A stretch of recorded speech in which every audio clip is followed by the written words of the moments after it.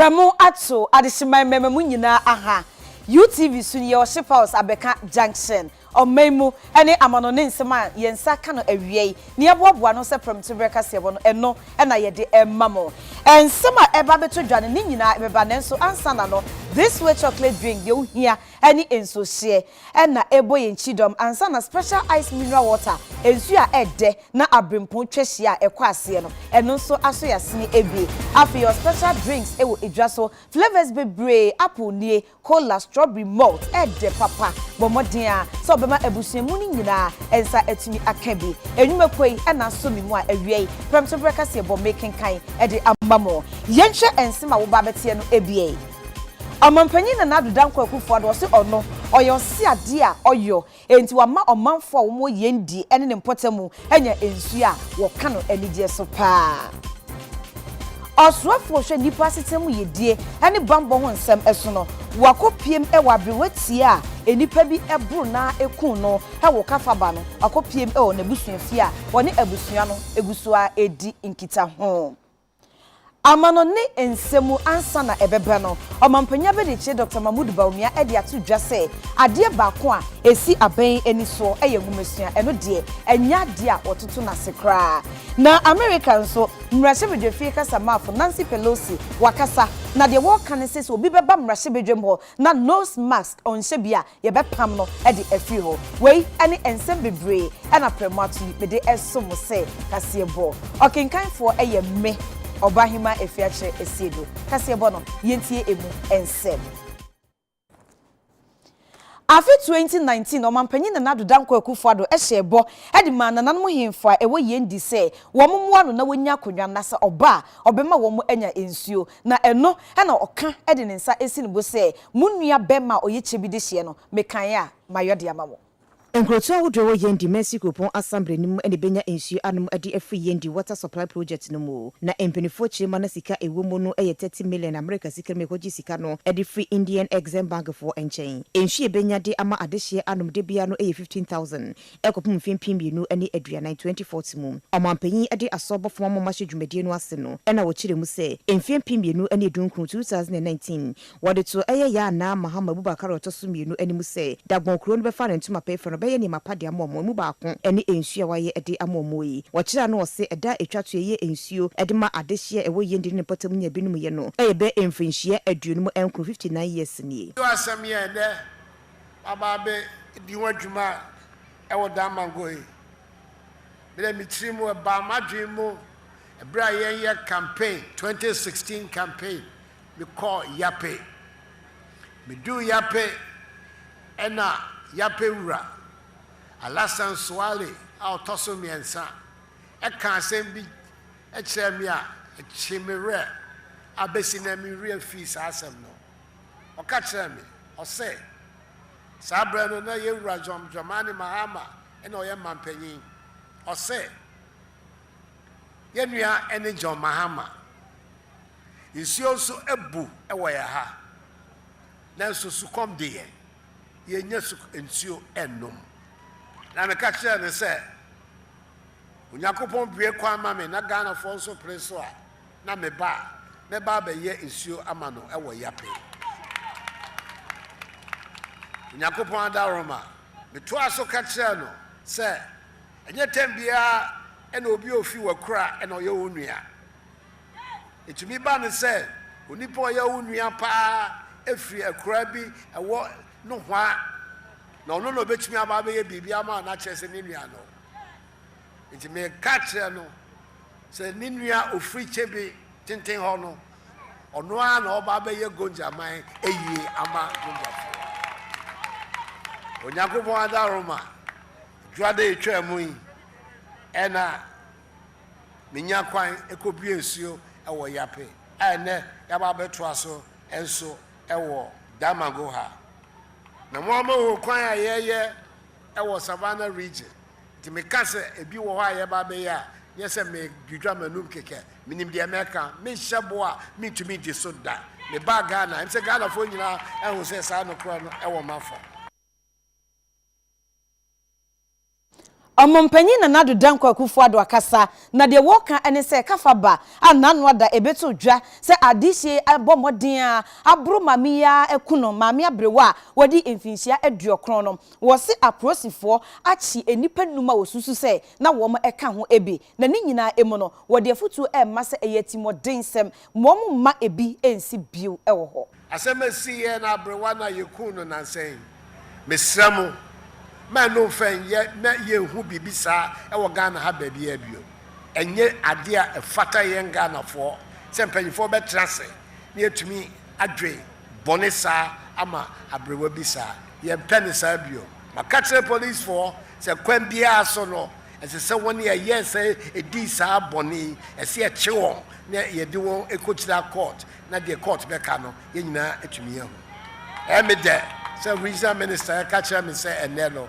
nkofo enum ya chewo na ye de won be ba be court na de court be ka no ye nyina nsutue ho na mesramu ye pese ye beti sa asemi bio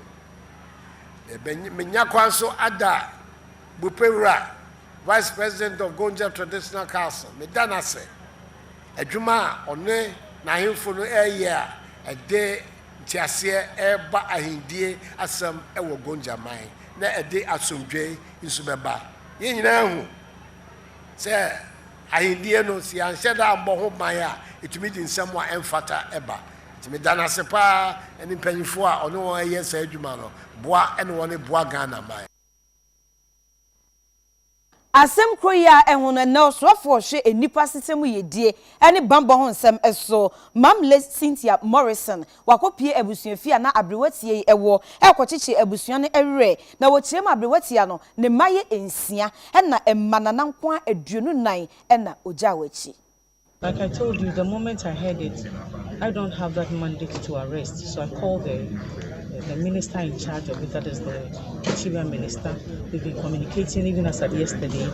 and he sent me a message on my phone to tell me, we spoke, and then he sent a message to confirm the number of people who have been arrested. We are going there now to ascertain whatever he told me and to see the situation and to talk to the people there. Justice must be served. It's not because only I'm a woman. If it's happened to a man, I would still do same. It has happened to a human being, and this is not the way a human being should die. I hear she's not the only person. I hear another one is in the hospital. From here, we'll go there also and have a look at that person. Whilst I was on a radio station, somebody called and said her auntie was also beaten till she lost one eye. It is a bad thing, and it is sad for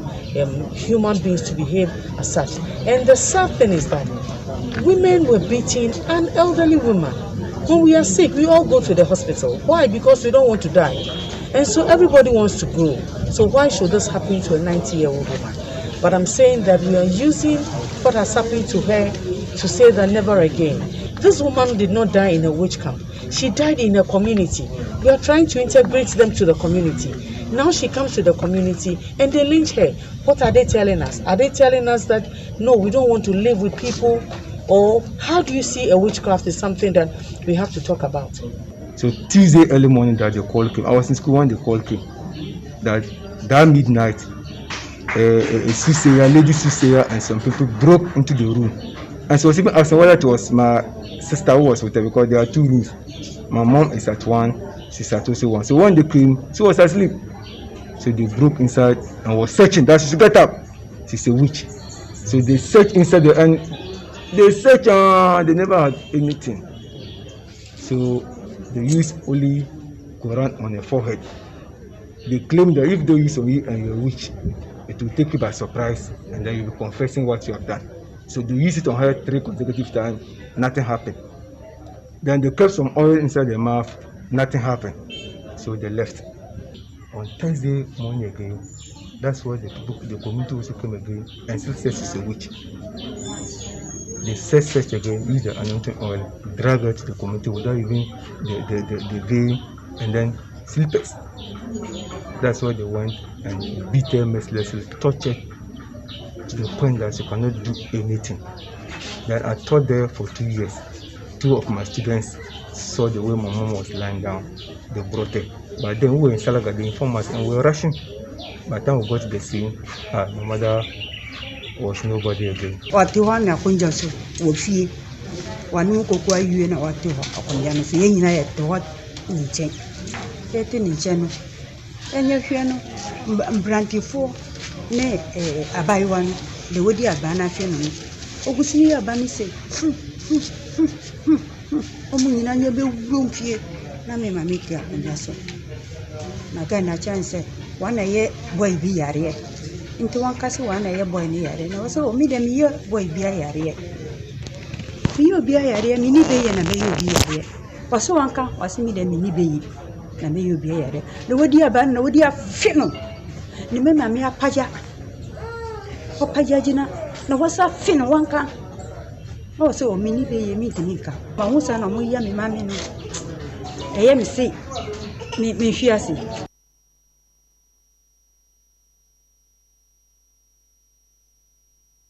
Asofo be di echi ohwe apomuden ho nsem eso eye mami gift tina mensa na asem wo de etu dwane se nokre covid-19 na bie oman Ghana ni papa enti abana ne se universal health coverage abekoso ama apomuden akobi aboboa no na odi nsem wo nyina etu dwa ebra na otwa homam ama maternity block bi wasi ewo oblogo health center ewo weja gbawe empotemo. Enema bebremu eni yesuade frisa de ne baako eni coronavirus no yare ba ye bie Ghana nipa mienu se ampa ya pomuden hye ne hyeda enkoyi ento so afọ be de che no ena hwe apomuden so onimonyafo gift na mesa eni UTV edi enkoyi ena wo kire mu se we enam so ama abai edi sika pa hye apomuden mu eno nti Ghana nyinada apomuden hye no abai epejemu pa oso afọ yi edi se we se atudwa ewo Bulugu Health Center ebra wode asobofo be si bebie beje awo ewo no ede ama adehye Ebeda abana sipa eni jidia odi ahye yapomudin nkoso ho aban nankasa edi 88 hospitals any district hospitals ye ba be si wo mia afei so wo hwa chip compounds ye ba ye sibi menkwa me peso so han the what for chip compounds e wo haya ye si ba kon e wo tetegu ba kon wo weja ba kon so e wo gonse e na ba kon so oh wiabuma yes wo ha nti na se gina ha ye pese isi na maternity unit no ka chip compound na e wo ha no so that na ye tre apomodin the abana say because when you talk about healthcare and health development here we jagba with ye saka yeah say yes saka but yes still no we think say we should still be given the chance to do more here in Wejagbawe. Abakra chipenyi o Wejagbawe Mexico pon assembly nim onmonyafo kumo ekobi ono so kasai. Baby ejinai eye chip compound na wo oglogo a ye de facilities ni bi be ka ho because okay ya assistant mo tre no na wo se tre facility me sare no beti se na be ya manfo no ebenya apomodi papa akọ enti enne they aso abobo from ABC sa chip compound we ama omo ukọ malam baby so for demonstration clinic also yes expansion na be say because of the season ye wom which is the COVID-19 no was a health facility na ejina na so se na be ya manfo no ebetimenya good access to health facilities.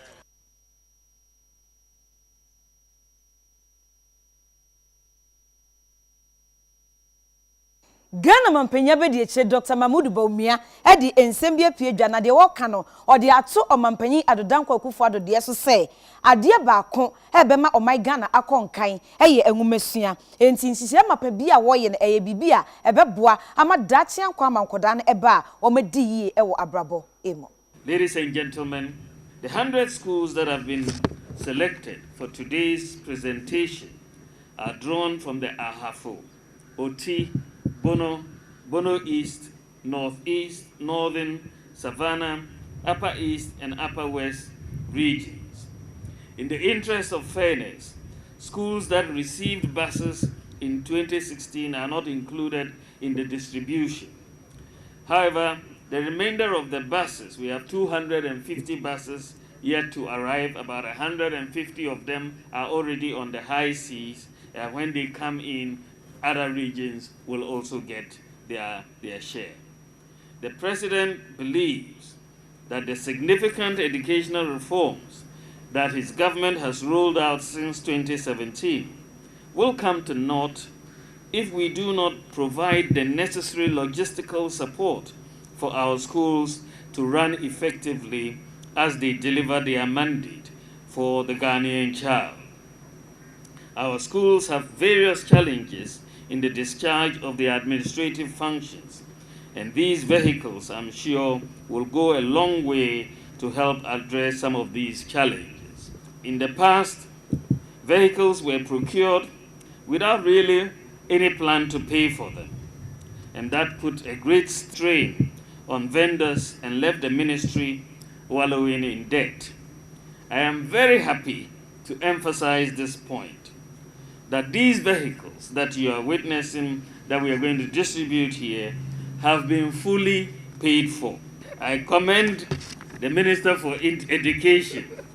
the indefatigable Dr. Matthew Poku Prempe, for his stewardship at the ministry. I also commend the Minister for Finance, who found the money to support this project. I urge the school heads who are being given responsibility for these vehicles to ensure that they are taken good care of so that they can serve the purpose for which they were imported. Ladies and gentlemen, this government will continue to invest in education of its citizens because it is the right thing to do. We will continue to invest in our frontline managers in our educational institutions. They are central to any education reform we seek to pursue, and we must equip them with the necessary tools to enhance their work. We will not relent on this commitment, and the key to the transformation of this country is education, and that is why Nana Akufo-Addo has kept his focus on education. Ghana Pentecostal and Charismatic Council panyinfo had ya to aban anim say emia ye friend witches camps a ewo memo no wonwuni nyina na emam panyinfo mufie ekonkan ha de o makogo ne ebo mo bayi no ye masafo ni nyina enkokon mo musua ensa na wo muntumi ntena se e wasomdue emo wo ensem bia Ghana Pentecostal and Charismatic Council wo mo General Secretary Reverend Emmanuel Tema Bariga wode ne nsa hya asem no de wo kan ene se arewosema ekoso e wo kafaba no empanyifo nyemu hwehwemu wo na wo mu di fo so ye nche wo mo na emra ene wo mo enne wo se areho se enne ya Ghana ni bie aba no enipa bi ebetam emra shom nsem na de wo mo pe wo mankasa aye ni nyina emo no wo de afutuo e ma omanfo se e wo se encheche ekoso e ma oman ba pe bia eti se eni kwan so otietia obi fa ahodie eso na bayie mpo no esunsum ade a eni kwan se obi a eka ne honam eni metua ensem no eso abanjumadi a wodi a eni se wodi enuro pitipiti edwa horo mu e wo Ghana fanan enyina no wodi bi akopiem e wepue mantam edwa horo a e wo ho emo. There is a national disinfection and maybe fumigation exercise that has been organized by the government as part of measures to contain the virus, to maybe put a break to the spread of the coronavirus that we have on our hands. And so we are disinfecting and fumigating a lot of public places, markets, offices, hospitals, and other facilities where we have people going in and coming out. And I believe this is the second national one that is being organized nationwide. There are 33 districts within our region, Eastern region, and to monitor all of them is a bit huge. So we decided that we cannot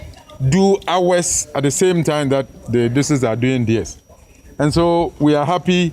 that finally the equipment are here, the men are here, and they are going to start. We want to take this opportunity to thank the government of Nana Addo Dankwa Akufo-Addo for doing so well in the management of the COVID-19 pandemic. I think our total count, those who have been infected is a little over 32,000. And as of now, we have 168 of them leaving their bodies. They've died. And then those who have the positive case as of now is just a little over 3,600. COVID-19 eba enye nsunsunso ewo nyuma kese ene enketwa bebre eso na afei ene ye hwese eniema ekosei UTV en camera ekopie mu ewo spare parts dealers awom edi dwuma ewo aboso kan enchen yenti wo nsema wo de to edwa Coronavirus brain munu na edin party Ghana for hye dem enam so madwade dodo na ankoso kanka ewo enkrane meyemeye agodo no afi na aban abie yense betumi akoyedada adwuma so na emu no yenya ahweye mo ye ho ban famfiri coronavirus ne ho enti UTV yekọ aboso kan baabi ye talk ho niema no ye ne adwadefo ne bi edi nkomo omo ensem ne se afi na aban abie wo mo abomba be ye adwuma enti adwade no mo hwe nim sen kakra be ye ye ede ama Ghana fo nyina COVID-19 amane ma ye slow kakra sani aniema bantente mono sese ne ni hosa enti no ama ade tokofom so nipa ba akofo eyi niema na obia arashe kone so because ebi ni ho but anu achi ne de tete hasa sikasem ofom kakra enti ye hwe de nyame be enkosi se na otwe be kona wieye no na ebia na niema ayeye kakra we ton vertical pass fish ne field boss ne king and the hell association then sorry market is so and then bi man nya bi ato de to ne de eye akra enema na bi ne bi wo ho de a yeto se boda no a amukrosu ye no ene enema no nipa ne ntimi nkokofa ne mamba ntine ene ma enema ho hwoto kakra ti ni se obie ne nkrofo kofa ne maba yi a ade to ne se ne yeke na ye o mu se ye bie lockdown trotro ni nyina eye adwuma saa na ye nyina ye pɛ no ye nyina ye mpɛ obi ahụ be kire no ye nyina ye pa ahotɔ de be ya ye nyina ho be tɔ yen na so still ye bie lockdown no still no ye ntɔ ade ye ntɔ hwe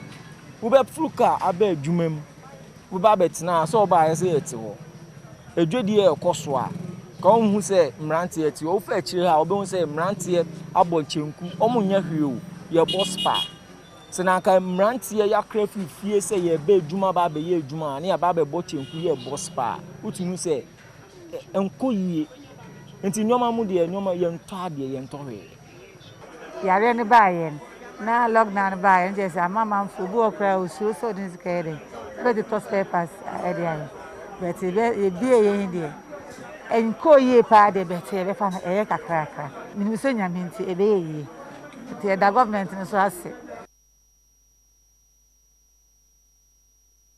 Ghana National Fire Service dumja adwumako e wo mai emo na amane boy fi wakachi eto dwa ene se wo ma bie fire station foforo ye Abisin fire station wo sunwan wo bono mantam emo wei ene ne etoso oha aduokron enwotwe. In the past, our major allies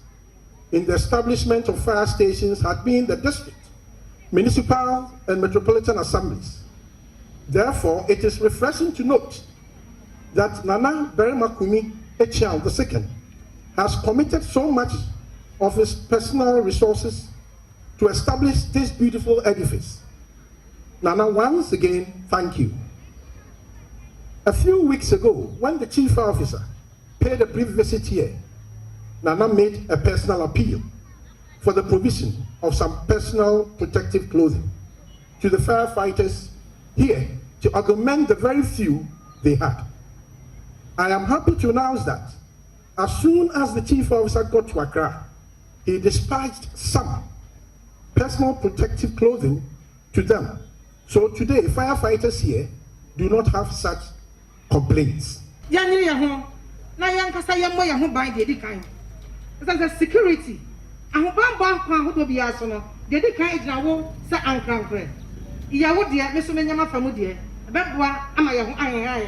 As I told you, pa, na me mai,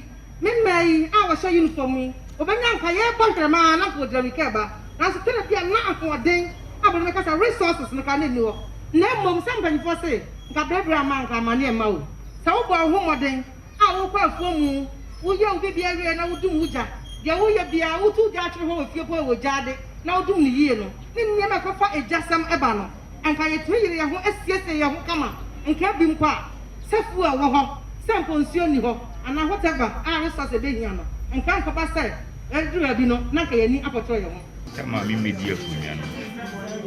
yatoto abisi ha nipa bebree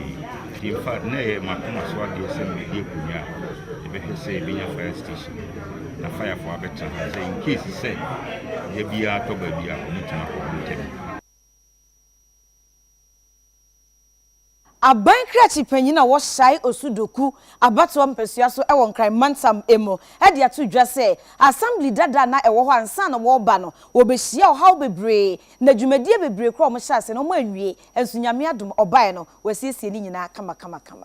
Bankrachi penyin edema shai usudoku mensi kupon assembly no munyamfo Daniel Ekasa no chire mu se wono mudi nanim ko ye no enje sika bia ma no national mu yempuntu dwuma wono bra babebre ni moje ni ede awiempuntu dwuma ni nyina kama eba nwumasua apomuden bambo ensuo ahonidie ne niema hodo na omo ayebi pa wode nse wese tudwa ebra na assembly no eyo mu enhiemu wose enam coronavirus ni ntina masika sema mugigi o mensi mate abafom ne so ombekoso ayedwuma that you heard the engineer mention. So these are various projects within different communities, and some were cleared. So you look at some of them that were cleared, and we have worked on some of them. If you look at the Akyere Chiefs compound, we took over, we completed it. We are now using it. We have the Suta Chiefs compound, the contractor was moved back to site. We have the Domela Chiefs compound that's moved back to site, and they are working. In addition, one of the ones that we completed was the Suwen 6 unit classroom block has been completed. So these are some of the things that we did. Whilst we have initiated new ones. So if you look at even under education, we have completed Congo 3 unit classroom block at Congo.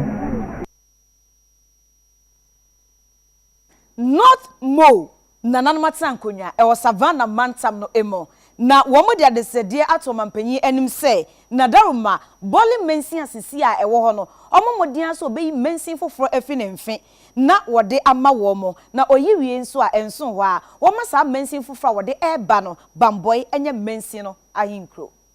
Wudu Savannah Regional wamo ewo ebusueko ebako a ene Mo na North Mo Traditional Council wonoma friends semtrofo nhyiemu e de adesrede atodwa esre Ghana mampani na nadodanko akufuado se na daroma wonma nyanentie se bole mensin no wo ba bechem emienu enti se wo chemu a efa bamboy ewomu no oma mensin ahinkro no entena bamboy se ne ebeye ebeboa ama wonoma fa wontoma pefra na okasabafo ya okasa yedima North Mo Traditional Council bra friends semtrofo nhyiemu ene ohene awo bampewa na Dr. Aba Jaga otosomiensa bampewa koro na wo kire mu se wonum wonnyoma esese ahinkro bia enya ye beboa ama enwuma ahodo ho no mudwumadi akonkan ofri bambo eko bola eye kwansini wo ha ene dunum 115 kilometers asa obi be free hadi na sembe ko bole a obeba no se unika ska na echese akwese utumi ko bole ti eye bamboy ahemfo ene yakuru nyina no edi tu abanya nim se bamboy esefata se yedi district no emaye denti ena ye kasa asemi ni edi kan se enema bebra efata se this assembly ni beba betenamu ansana aban atumi abesi new offices ene bungalows ama omo no bamboy ya ye krado bebi a yedi be district office ewo ho bebi adi be ma risi ni nkrofo metina ewo ho yekọ adisua asemu a bamboy ewo senior secondary schools mienu junior secondary schools mienu ewo ha yewo primary schools ensia bamboy bia omotro BEC free ha ekotenga nyinara efa bambo ho yewo police station ewo ha na osaba ha enam bui power ayinti no yesanwo eye naval na army military for omo ha omo enwe ha say call health facilities sumu a ye wo health posts wo ha ye adwuma nurses for midwifery ni ade nyina wo ye wo polyclinic a sebi wadawroma say 95% omo awie amma empane machines omo be theater ni ayi nyina enim say enche baba bibie ano amaye no more traditional area biom ewo ultra modern hospital Canada for NAC hospital yi ebefa nipa a ebro oha ni akire mortuary ewo ho doctors bungalows beye du yewo adwabia beye enson ewo eye ye potamu ha bambɔ wɔ post office a ɛyɛ adwuma yɛwɔ banking facility ɛno nso yɛ adwuma yɛwɔ mmea nneɛma bebree a ɛwɔ district mu asɛ bi sɛ yɛka revenue asɛm anaasɛ sikatoɔ ho asɛm a district ɛbɛyɛ district a ɛbɛgyina yie sɛ yɛhwɛ wei nyinaa na ɛsɛ fata sɛ bambɔ ɛyɛ district capital.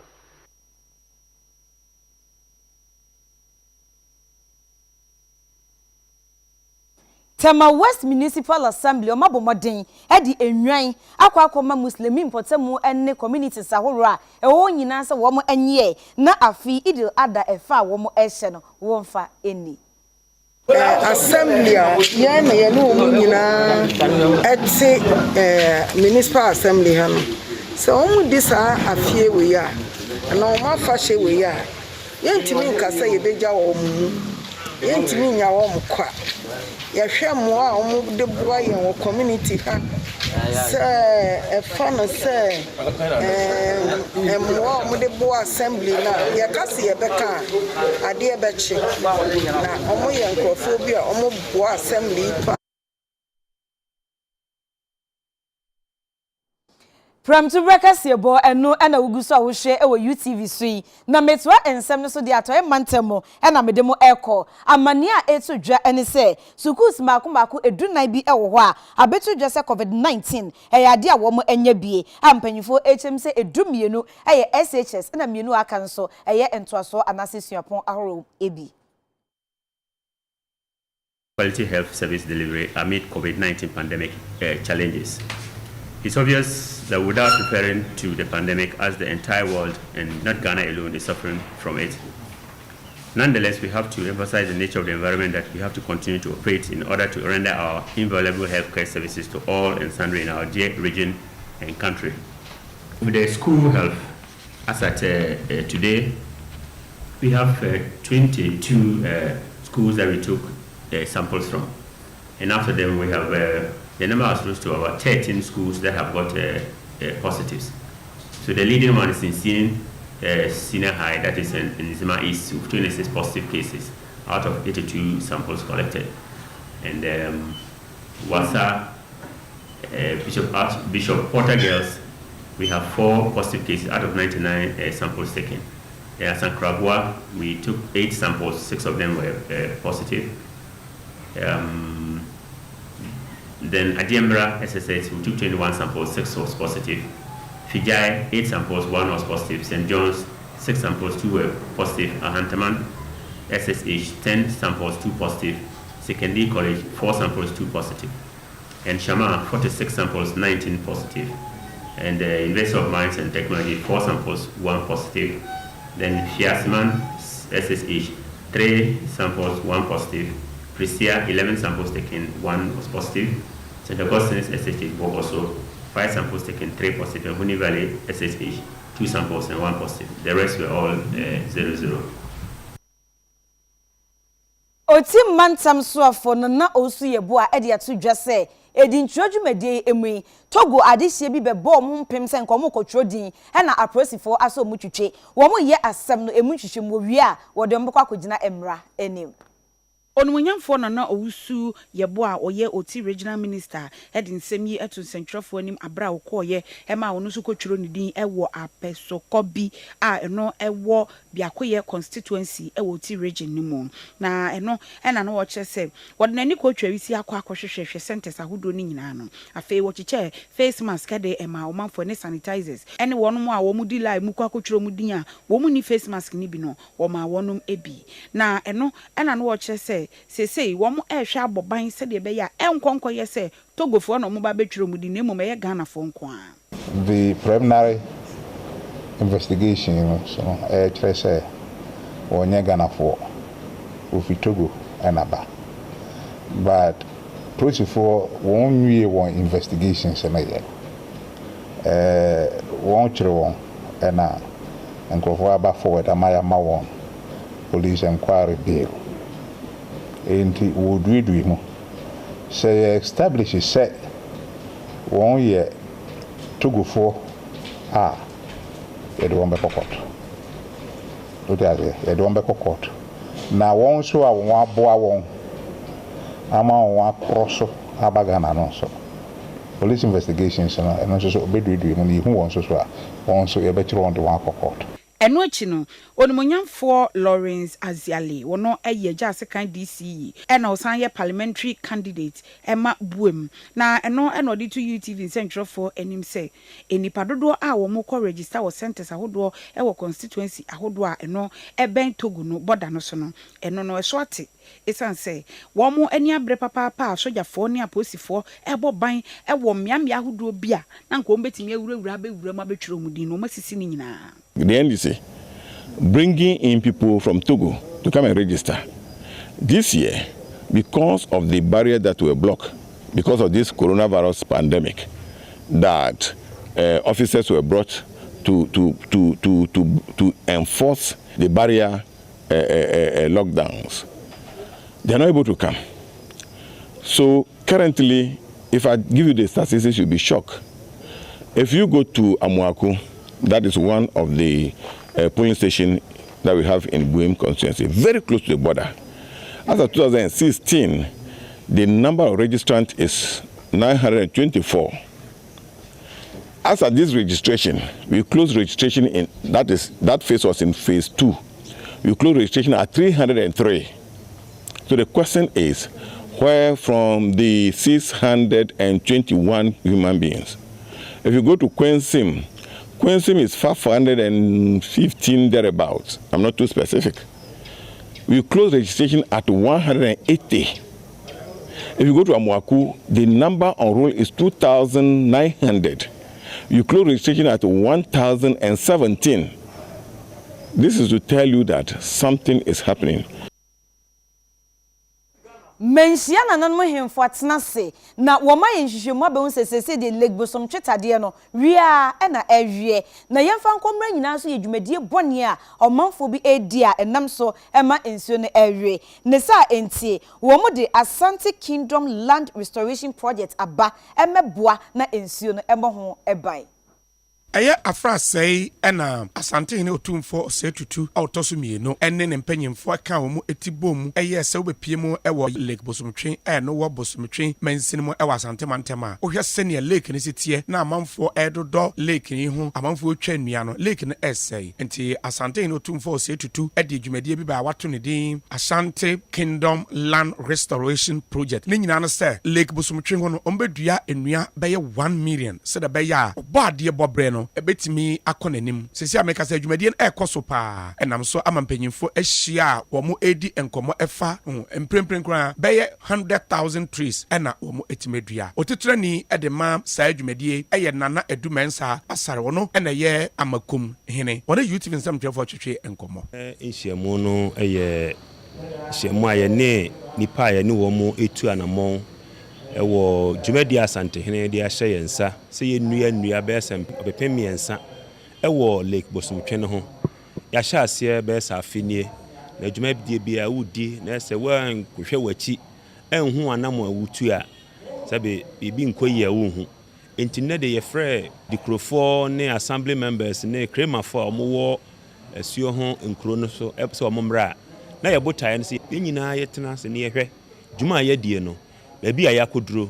se yekoyanim se yekoyachi nokreni dua de se be udua enye dako na uhunu so mfaso emom nkranhya ewo mu se be sa afini no yetimi adua nnua no be se obepem oha ne ekire over 100,000 trees ya sabre eyeden anye nyina ne be yedie nanso dodo nana na enyini a emaye nkranhya se mfrimfie miensa komfie num no yebehu adwuma ayedie no eso mfaso eno echi no Water Resource Commission penyi pa ono oda no ewo Asante mantema abra dufie redu eso ne youth nsam twefo atwetwe nsem ho enkomo ye fra bibi land use land cover change analysis na ye analysis ne hu say forest cover na na say nnua ewo Lake Bosomtwe no ho no eso ate na nnua no so te sa na ema area ehye ensuo ne so direct ema ensuo no quantity no ne dodo na ewo lake ne mu no esote na ensuo so to a etwe anwea bebre e de begu lake ne mu eyesa ema ensuo no ne depth no eno so sote enti affect fish ne nyoma ewo ensuo ne mu na ye study ne hu say development ne emfo ne enoma bebre koso wo ensuo na no na ye ka be say buffer zone eno ne anamo a eda ensuo no ho a ebo ensuo no ho ban enti Asanteman restoration project no ehun say awose ye ndua nnua ne de bo saa buffer zone no ho ban se na be ya legbo somtwe no e be fa ne ntoma pa efra.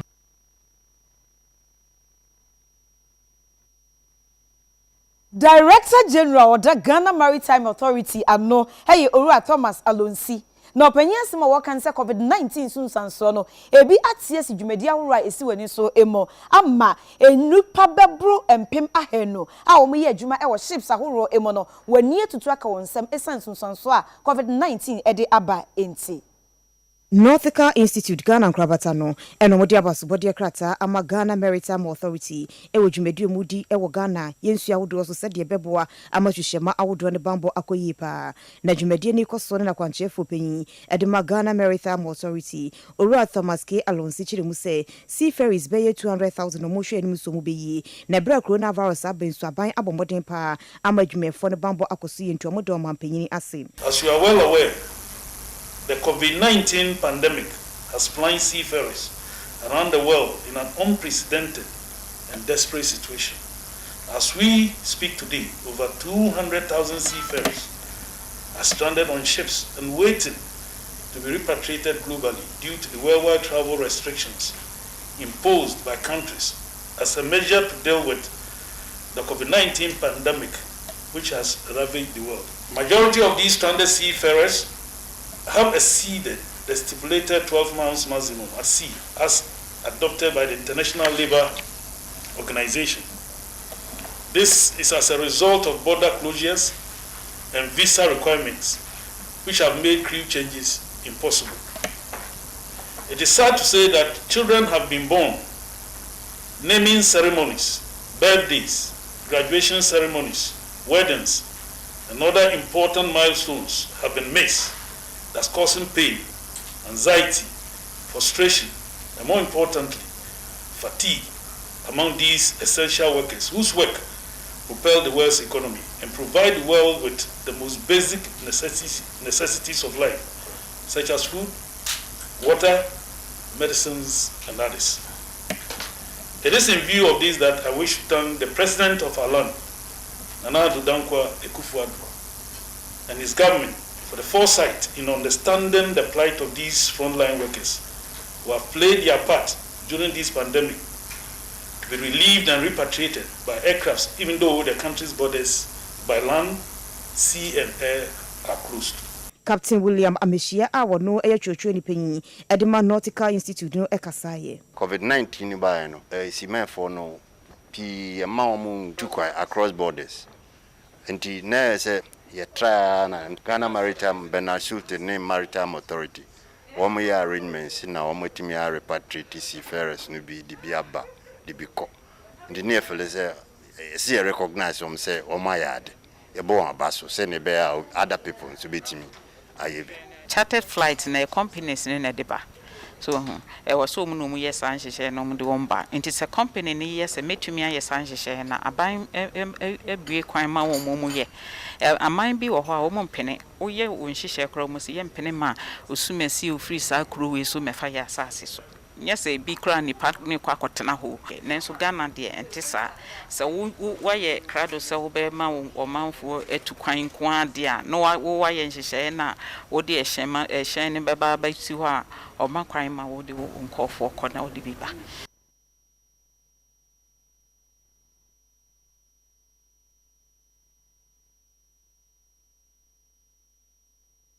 NKORANZA Health Center ewo NKORANZA ewo BONO East Mantam no emo na omanfo ne nsem mo kan se nyamie nim nie wo health center ne enkoyie kra na nim onyam ewo fom aban empagem ema wo Afia pem ahankro aduanan 1940 mu na NKORANZA yarasabia no mu esiye ebro mu esiye ne nipa nurse nti wos ahodo mu ye ne nketenkete afedi nipa dos hu hiase baabe mu no so akwakoye asem emfidi edigu mu no ache nti bia bomrewa ne kokoro entimi nya adwuma yie we enti na UTV ye ne senior physician assistant edema ayarasabia no owura wo sepuku Robert edi enkomo wasere abane so mehwe enka ayarasabia no wasem ema won ye to ye ni hwe a baabi a facility adui Baby, a jar for eto, because a detention ward. Just a small place. A funny part in Siape, just about 6 patients per at a time. And this independent banner say a honor map and our refer now quayasem. The Tosum Yeno Saoshe facility at TCC. Adia San as a lights out in your bape and one. Nay, so these small lamps and the year Juma. I don't think be here be like a plant, and I've been a standby generator. And the Tosubium saying can be here expansion in terms of ward.